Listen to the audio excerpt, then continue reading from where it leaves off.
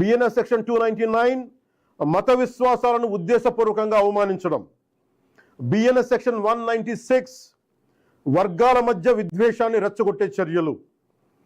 Information technology act sections 66C and 66D fake accounts, identity theft, online impersonation. Information technology act section 67 obscene లేదా అసభ్యకరమైన electronic content. అవసరమైతే information technology act section 69A ప్రకారం చట్టవిరుద్ధమైన online content పై కూడా చర్యలు తీసుకునే అవకాశం ఉంది. ఈ వ్యవస్థని మరింత బలోపేతం చేయడానికి ప్రత్యేక టాస్క్ ఫోర్స్ని ఏర్పాటు చేస్తున్నాం.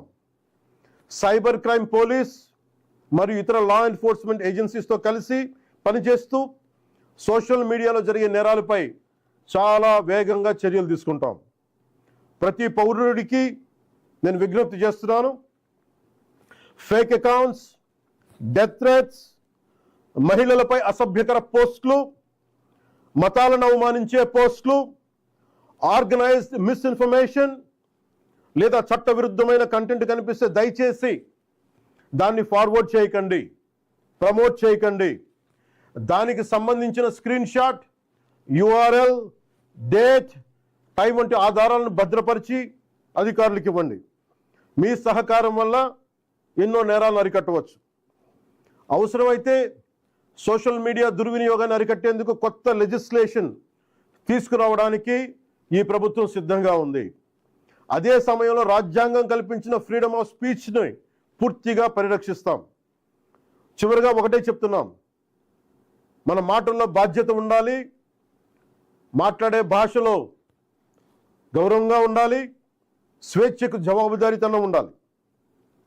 సోషల్ మీడియా మనుషుల్ని కలిపే వేదిక అవ్వాలి, విడదీసే వేదిక కాకూడదు.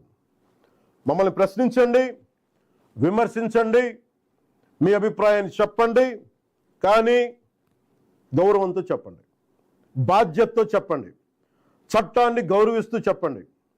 అప్పుడే మన ప్రజాస్వామ్యం మరింత బలపడుతుంది.